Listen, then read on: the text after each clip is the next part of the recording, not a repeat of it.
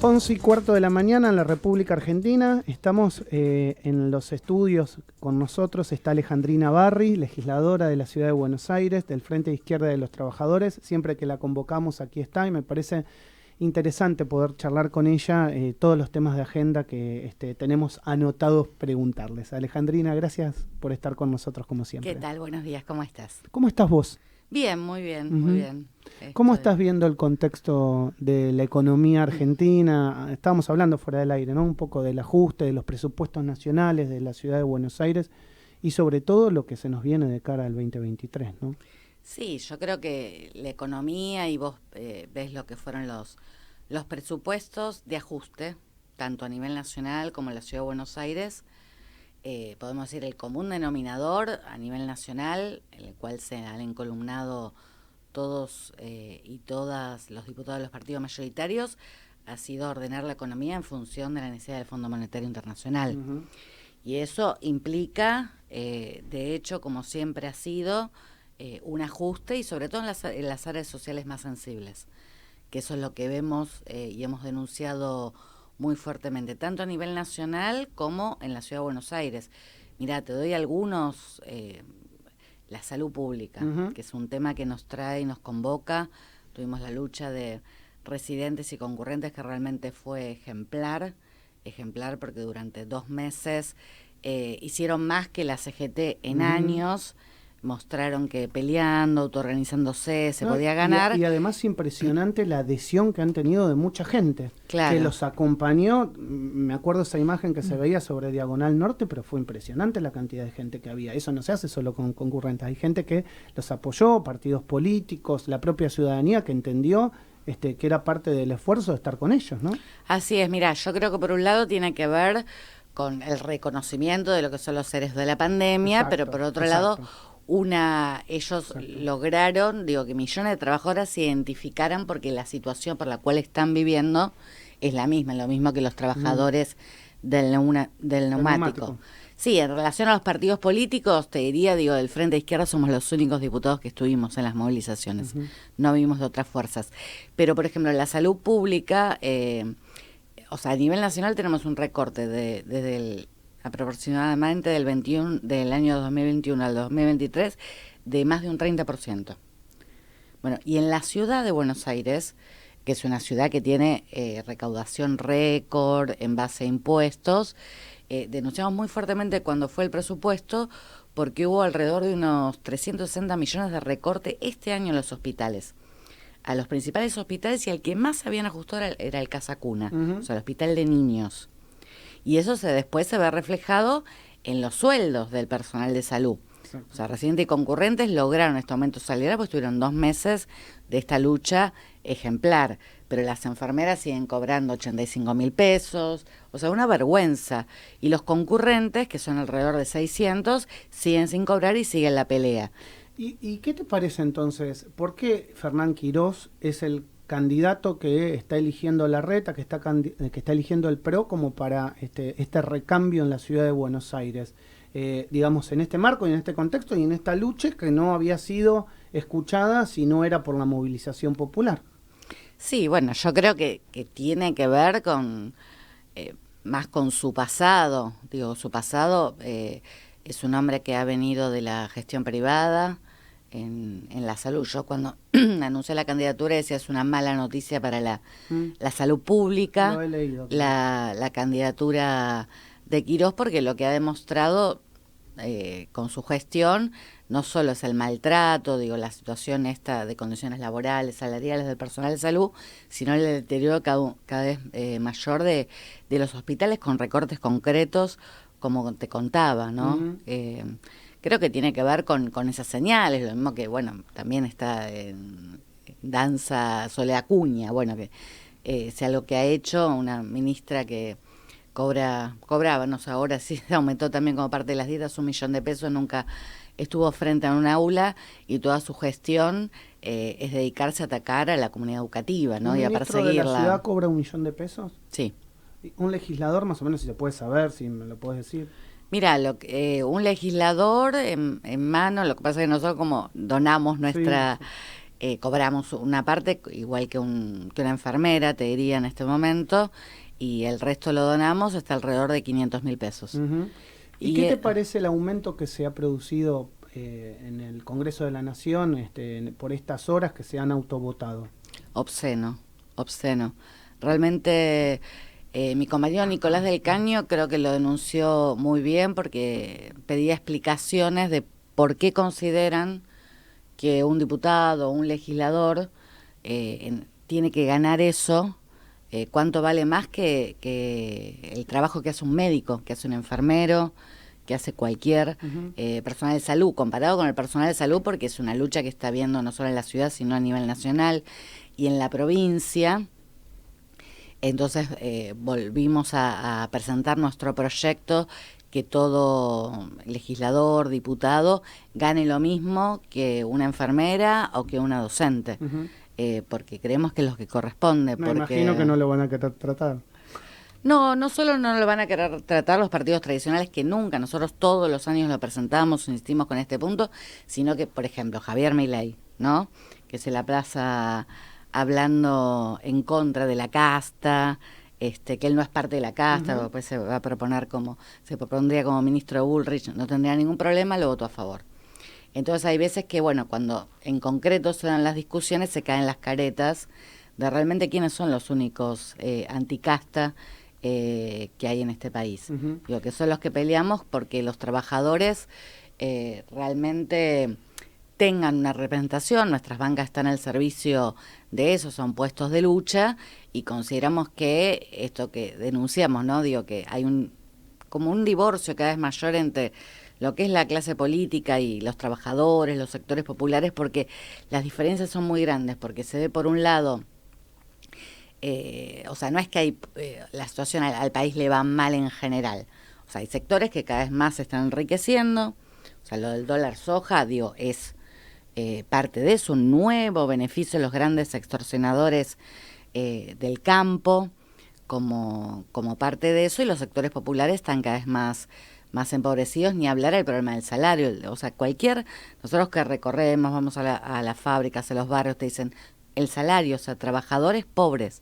Claro, pero sos de la que pensás que falta ejemplaridad en la política. Por ejemplo, recién hablábamos fuera del aire el tema de por ejemplo, algunos familiares viajando a Qatar, de políticos.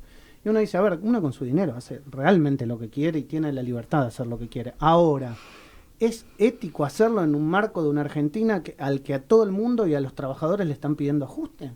No, yo considero que no es ético ni en este momento ni en ningún momento. Digo, por eso nosotros planteamos que los diputados y legisladores tendrían que vivir como cualquier trabajador, no pueden vivir igual que un empresario, a los cuales después, por eso digo, vos entendés que representan los intereses de los empresarios, pero también porque viven como ellos, ¿no? Y es algo muy chocante, por supuesto, en este contexto de ajuste cada vez mayor sobre los sectores populares, pero en general nos parece que es algo por lo cual nosotros peleamos por algo completamente distinto. Encima da la sensación de que en el medio del mundial como que más impunidad tienen. Sí. Como que está más o menos todo tapado por lo que está pasando en Qatar. A ver, muestra esto que decíamos antes, los aumentos, los viajes de familiares. Bueno, estaba explicando a Alejandrina recién lo chocante que es para ustedes que dan la lucha desde adentro y para la gente, para todos, incluso nosotros estamos sindicalistas también. Sindicalista Víctor Santamaría también. Nada, bueno, comentar un poco esto también de que estábamos hablando sobre lo que sobre esto de lo poco moral, para así decirlo, que así planteábamos con Maxi, el tema de no dar el ejemplo, pero bueno, estábamos hablando de esto y estamos reflexionando sobre estas cuestiones. Sí, yo creo que en parte es así, lo que yo decía, bueno, se siente como parte de una casta, pero que eso como correlato, porque después cuando estuvieron en sus bancas, votaron todos y todas. Bueno, ustedes en la ciudad de Buenos Aires tienen un ejemplo, que es lo que pasó con el impuesto a las tarjetas de crédito, ¿no? Claro. Eso es un ejemplo claro, y ustedes lo vivieron en la legislatura. Sí, el impuesto a las tarjetas de crédito, nuevamente, dio un impuesto absolutamente regresivo, que afecta particularmente a las familias trabajadoras. Hoy el mayor consumo, o sea, con tarjeta de crédito, tiene que ver con pagar alimentos, porque no se llega a fin de mes. Es una de las cosas que más subió en la Argentina. Es escandaloso. También otro sector enormemente beneficiado por el gobierno nacional, que son las alimenticias. Digo, porque hay un curso que no cambia, que sigue del conjunto de la sala del Frente de Todos, podríamos decir desde Massa hasta Cristina Fernández de Kirchner, más allá de los discursos, que es débiles con los poderosos y fuertes con los más débiles. Esa es la realidad. Entonces, ahí en lo de las tarjetas de crédito, sí, porque la ciudad no para de tener aumentos en impuestos, incluso el ABL, que se indexa por inflación, o sea, lo único que sube por inflación son los impuestos, claro, los impuestos y no los salarios. Por eso vemos, vos decías, bueno, la situación social en la calle. Y yo creo que, yo vuelvo siempre sobre el ejemplo de los residentes y concurrentes, porque creo que es la forma de cambiar las cosas. O sea, lo que han demostrado, vos decías, los sindicalistas como Víctor Santamaría, bueno, hicieron mucho más que los sindicatos, no solo la CGT, sino los propios sindicatos de la Ciudad de Buenos Aires, que al estar alineados con el gobierno nacional o algunos con el gobierno de Larreta, le dan la espalda por lo general a todos los trabajadores, firman las paritarias a la baja, pero en el caso de concurrentes o residentes también los dejaron solos, y ellos, a pesar de eso, le impusieron a las conducciones sindicales un paro histórico, que tuvieron que parar por primera vez por no sé cuántos años, UTECBA, UPCN, gremios que lo único que se los ve es en los despachos con los ministros o con el jefe de gobierno, negociando distintas cosas, y tuvieron que, por la fuerza desde abajo de los trabajadores, hacer eso. Ahora hay un plan de lucha que se viene dando en las últimas semanas en el subte de la Ciudad de Buenos Aires, Así en el es, subterráneo, también, por parte de metrodelegados y otros referentes, donde claramente están también pidiendo recomposición salarial y otras cuestiones relacionadas con infraestructura, pero que de alguna manera el conflicto se va agudizando, porque hasta la información que yo tengo es como que no los están escuchando. Claro, lo que piden también es por la situación del asbesto, Sí, que es muy grave. En la línea B, ¿no? La línea B. Sí, la línea B. porque esto hay que tener conciencia, porque lo que piden los trabajadores están pidiendo por su salud y sus vidas. Hay trabajadores que han fallecido en el subte, como Jorge Pachi, que fue un trabajador que falleció a causa del asbesto, y ellos lo que denuncian que no solo es un problema muy grave para los trabajadores, sino para los usuarios. Exacto. Entonces, acá volvemos a esto, ¿no? Vemos conflictos que está habiendo, muy justos, que son los que muestran cómo se pueden cambiar las cosas. O sea, los residentes consiguieron el aumento salarial porque tuvieron esta lucha, pero reflexionando, para nosotros es muy importante que esas luchas que se están dando en distintos lugares del país, aquí en la Ciudad de Buenos Aires, digo, que se puedan coordinar, que se puedan unir, porque se puede hacer una fuerza muy grande para enfrentar realmente los planes de ajuste y a los gobiernos. Alejandrina, hay un tema que no quiero dejar pasar, sobre todo porque sos una referente en la ciudad del Frente de Izquierda, que es el tema de seguridad. Generalmente la vicepresidenta habló de seguridad en los últimos días. Dio a entender como que la seguridad no estaba bien manejada en la provincia de Buenos Aires y en gran parte de la Argentina. Habló de gendarmería, porque la gendarmería está en el sur y no está en los lugares calientes de la Argentina. Claro, exacto. Sí, reprimiendo a los mapuches con mujeres presas. De seguridad? ¿Qué pensás de la seguridad hoy, cómo está siendo manejada? Mira, creo que cada vez que viene una campaña electoral empieza una competencia de políticas punitivistas, mano dura. O sea, también el Juntos por el Cambio comenzó de nuevo con la baja de la imputabilidad, y esto es algo que siempre he confrontado, porque yo laburé muchos años en Villa 21-24, que empiezan con esas discusiones. El problema es que lo que se ha demostrado, que la saturación policial, como es lo que propuso la vicepresidenta, es una campaña de marketing que no resuelve el problema, porque si vos pensás en los grandes delitos, a nosotros también nos preocupa mucho el problema de la seguridad. No es un tema porque siempre la izquierda no le quiere. No, nos preocupa porque se lleva vidas. Ahora, lo que decimos es que no se resuelve con saturación de efectivos policiales, sino tomando medidas más drásticas. Por ejemplo, el otro día Miriam Bregman discutíamos, por ejemplo, nacionalizar los puertos. Okay. ¿Dónde viene el narcotráfico? O sea, porque Gendarmería, vos pensás, Gendarmería se mandó a Rosario y ustedes ven lo que es Rosario. O sea, no es que fue por falta de, sino porque hay una relación intrínseca entre fuerzas de seguridad y los grandes delitos, como el narcotráfico, como el lavado de autos, los delitos que implican después asesinatos de personas, los que llevan a los homicidios. Los grandes delitos no se puede pensar sin una anuencia, complicidad o elaboración propia de la fuerza de seguridad.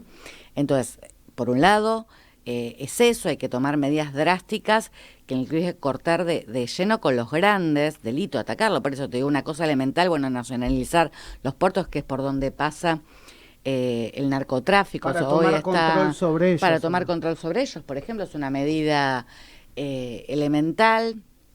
Y obviamente, digo, porque la saturación policial lo que ha traído, lo vimos en la pandemia, sí, es un aumento de los casos de gatillo fácil, de represión a la juventud, muy grande, y en un contexto de crisis social siempre lo que se avanza es con el control social sobre los sectores populares.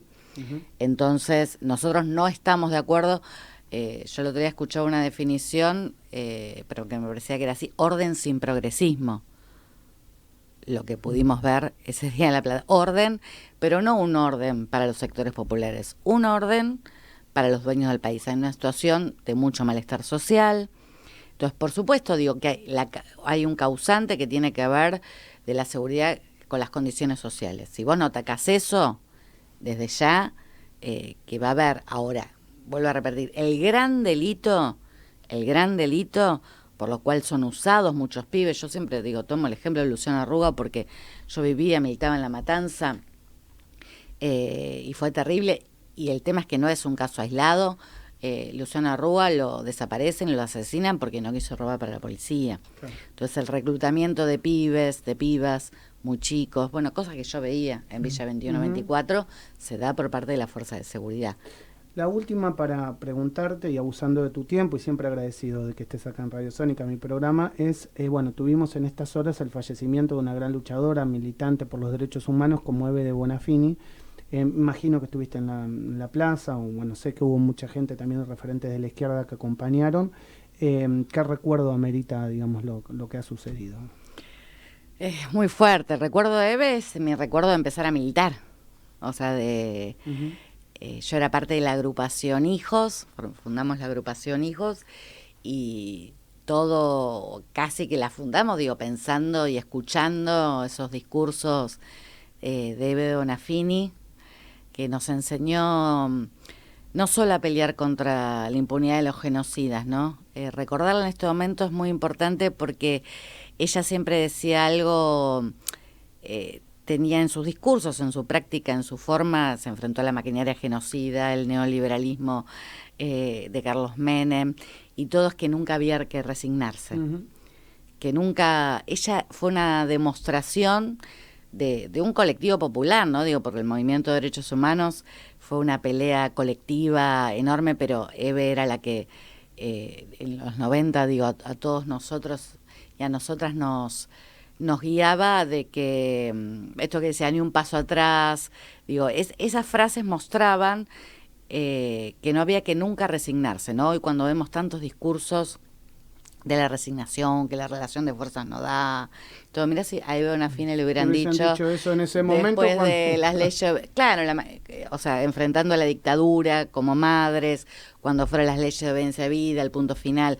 Por supuesto que en los últimos años nosotros no ocultamos, y en honor a Eve lo decimos claramente, que tuvimos grandes diferencias políticas, sí, tuvimos diferencias políticas, nos dolió mucho el abrazo con Milani, somos querellantes en la causa contra Milani. Yo viajé, mi compañera Miriam Bregman es abogada, yo viajé particularmente a La Rioja a reunirme con los familiares de desaparecidos que fueron torturados por el que no sea Milani, lo conozco, o sea, directamente, no es algo que a mí me contaron, eso nos dolió mucho, la situación con lo de Jorge Julio López, digo, haber tomado como discurso lo que decía en ese momento Aníbal Fernández, que Julio estaba en la casa de la tía.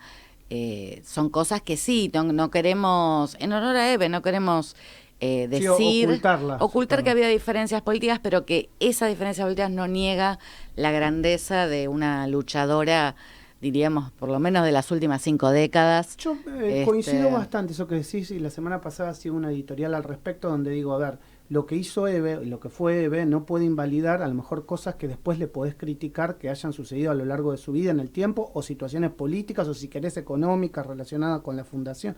No importa, son otras cosas, pero ¿por qué crees que hay tanto odio respecto a marcar lo último, pero no reconocer lo que hizo ella, lo que fue Eve, lo que era su imagen, lo que era su impronta en relación a la lucha contra los derechos humanos? ¿Por qué? Mirá, yo creo, yo vi discursos brutal negacionistas, que creo que es el hecho nuevo que tenemos que enfrentar, que no es por lo último de Eve, o sea, es por lo primero de Eve. Claro, en realidad es por lo primero de Eve. Sí. Es por haber sido esa madre que junto con Osuna Villaflor, Cariaga, Ponce, bueno, un montón de madres que podría nombrar, enfrentaron la maquinaria genocida, siguieron denunciando la deuda externa. Es como que se la cobran ahora.